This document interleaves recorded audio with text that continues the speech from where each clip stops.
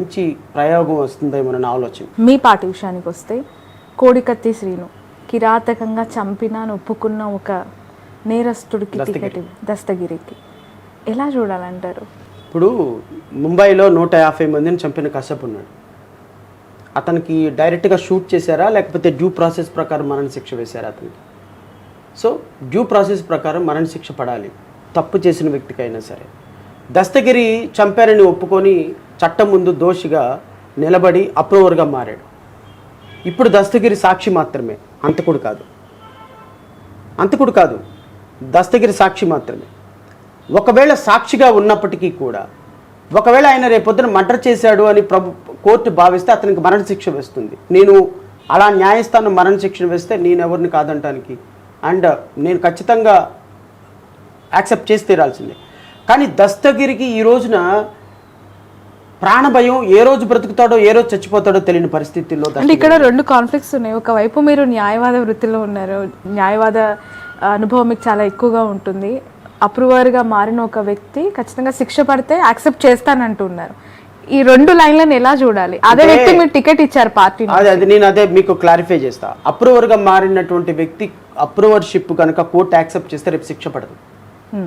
రేపు దస్తగిరి వెళ్ళి నేను తప్పు చేశాను క్షమించండి, ఇదిగో జగన్మోహన్ రెడ్డి చేయించాడు, అవినాష్ రెడ్డి చేయించాడని ఏదైతే జడ్జి గారి ముందు ఇంతకుముందు చెప్పాడో అదే చెబితే అది కోర్టు నమ్మితే శిక్ష పడదు.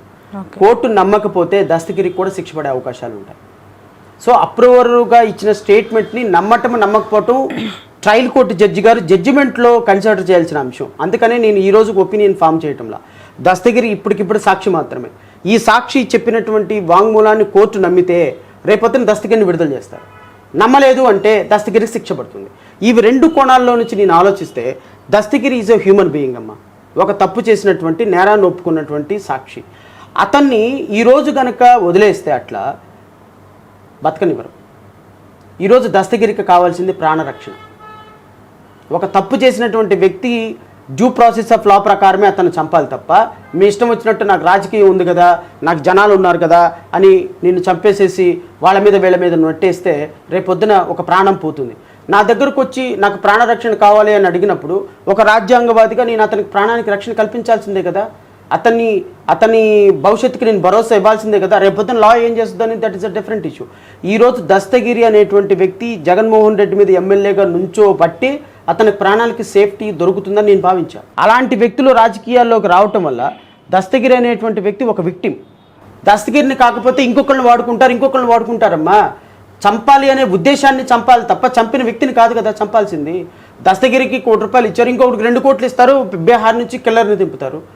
అతన్ని అరెస్ట్ చేయాలి తప్ప ఇప్పుడు రేపొద్దున ఈవెన్ తెలుగుదేశం పార్టీ లాంటి వాళ్ళు దస్తగిరిని చంపేసి జగన్మోహన్ రెడ్డి మీదకి నెట్టేయచ్చు కదా.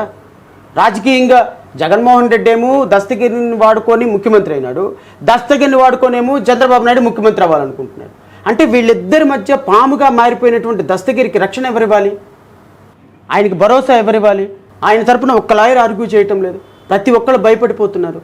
సో అతని ప్రాణానికి అతని కుటుంబానికి రక్షణ ఎవరివ్వాలి అనేటువంటి కోణంలో ఆలోచించి అతని పార్టీలో చేర్చుకున్నాం.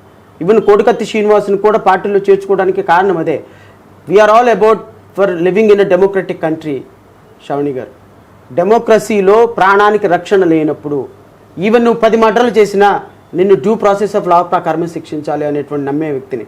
సో నేను వాళ్ళకి టికెట్ ఇచ్చిన విషయంలో వాళ్ళని డెమోక్రసీలో పార్ట్ అండ్ పార్సల్ చేసే విషయంలో రాజ్యాంగాన్ని నేను ప్రామాణికంగా తీసుకుంటున్నాను.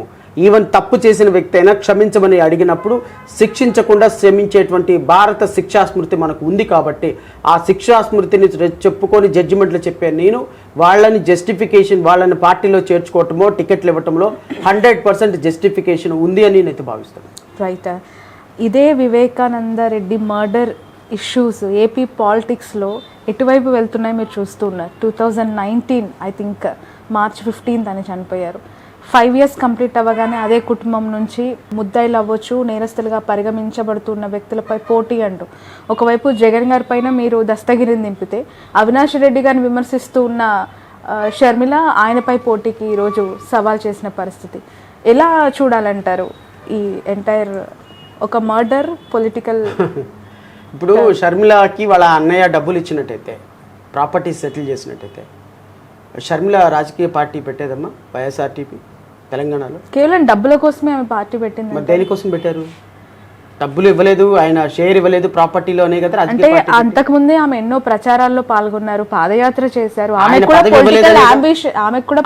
ఇవ్వలేదనేగా, రాజకీయంగా పదవి ఇవ్వలేదు, వైఎస్ఆర్సీపీలో పదవి ఇవ్వలేదు, వాళ్ళ ఆయనకి పదవి ఇవ్వలేదు, వాళ్ళ ఆస్తులు ఇవ్వలేదు అనే కదా ఆమె విభేదించింది అన్నతో. లేకపోతే ఇంకేమైనా పర్సనల్గా వేరే అభిప్రాయాలు ఏమైనా ఉన్నాయా? అవి తెలియాలి యాక్చువల్లీ.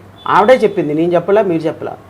మా అన్నయ్య నన్ను మోసం చేశాడు, నాకు పదవి ఇవ్వలేదు, నన్ను గౌరవించలేదు, ఆయనకి నేను అన్న విడిచిన బాణం అని 4000 కిలోమీటర్ల పాదయాత్ర చేసి అధికారం తెస్తే నన్ను ఇగ్నోర్ చేశాడు. పదవి కోసం పాకులాడలేదని పదే పదే చెప్పారు. పదవి కోసమే షర్మిల బయటకు వచ్చారని ఆవిడే చెప్పింది.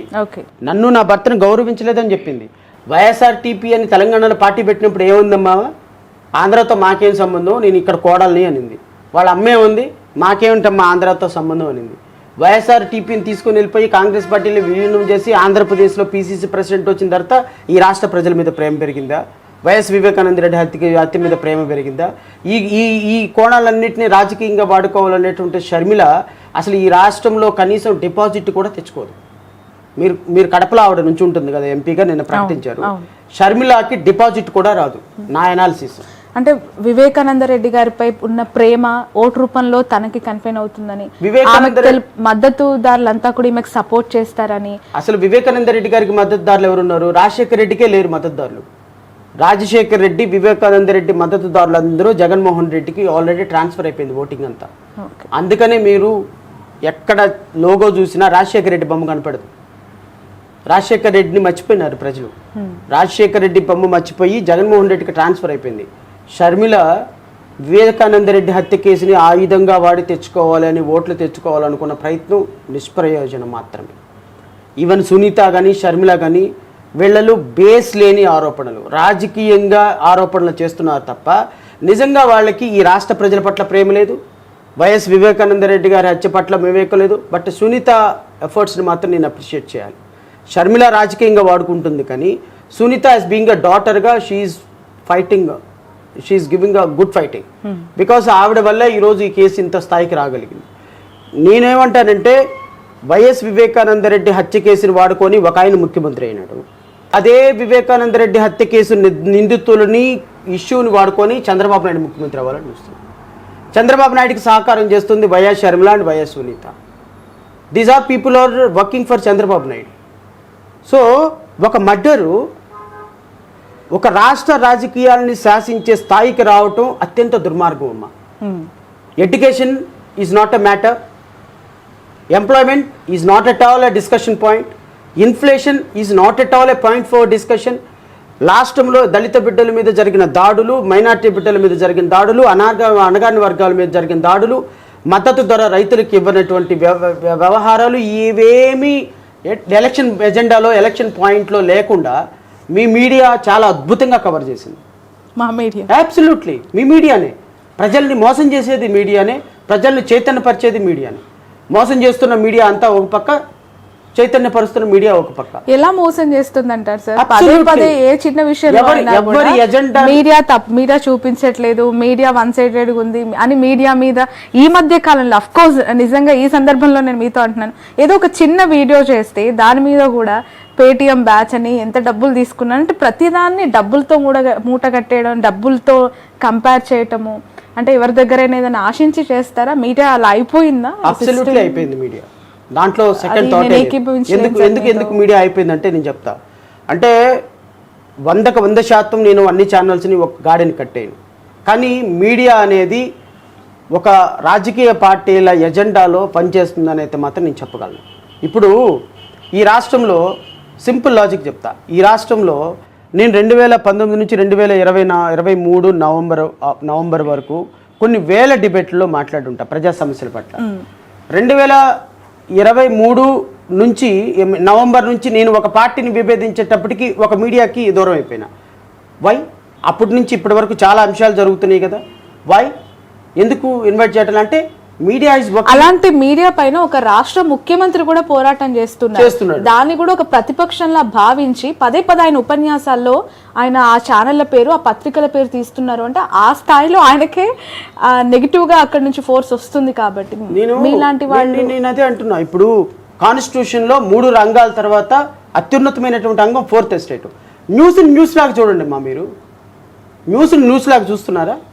ఎక్కడైనా సరే ఒక ఛానల్ చూస్తేనేమో విపరీతమైనటువంటి ప్రోగ్రెస్, ఇంకో ఛానల్ చూస్తేనేమో అసలు దానికి కనీసం పాయింట్ ఫర్ డిస్కషన్ కూడా ఉండదు. ప్రజలకి రియల్గా చెప్పాల్సినటువంటి బాధ్యత మాలాంటి వ్యక్తుల మీద ఉంది. మేము చెప్తున్నాం, అట్లీస్ట్ మాలాంటి వ్యక్తులు ఉండబట్టే ఎంతో కొంత ప్రజలకు నమ్మకం కలుగుతాం. అందుకే మీ వాయిస్ తీసుకోవడానికి వచ్చాం సార్ మేము. అందుకే మీ నుంచి నిజాలు చెప్పించడానికి వచ్చాము. బట్ అన్ని మీడియా సంస్థలు ఒకలా ఉండవు, అన్ని మీడియా వ్యవస్థలు ఒకరికి అనుకూలంగా పని చేయవు. ఖచ్చితంగా డిఫరెన్సియేషన్ ఉంది. మీ న్యూట్రాలిటీ ఉంది అని నేను అంగీకరిస్తా. కానీ ఈ న్యూట్రాలిటీలో మన ఫోకస్ ఎంతవరకు వెళ్తుంది, ప్రజలకు ఎంతవరకు రీచ్ అవుతుంది అంటే ప్రజలు కన్ఫ్యూజ్ అయిపోతున్నారు. ఇది కరెక్టా, అది కరెక్టా, ఇది కరెక్టా, ఏది కరెక్ట్ అని కన్ఫ్యూజ్ అయిపోతున్నారు. రాష్ట్ర ప్రజలకి వైఎస్ వివేకానందరెడ్డి హత్య కేసును వాడుకొని చంద్రబాబు నాయుడు తెలుగుదేశం పార్టీ మరలా ముఖ్యమంత్రి అవ్వాలి అనుకొని ఎజెండాతో పనిచేసింది. నేను దీన్ని ఖండిస్తా. దస్తగిరిని వాడుకొని ముఖ్యమంత్రి అవ్వాలని చంద్రబాబు నాయుడు, ఇంకొకళ్ళని వాడుకొని చంపేసి ముఖ్యమంత్రి అవ్వాలని జగన్మోహన్ రెడ్డి. ఈ ఓవరాల్ ఇష్యూ మొత్తాన్ని తమ స్వప్రయోజనాలకు మార్చుకుంటున్నటువంటి ఛానల్స్. వీటిల్లో ప్రజలు పిచ్చోళ్ళకు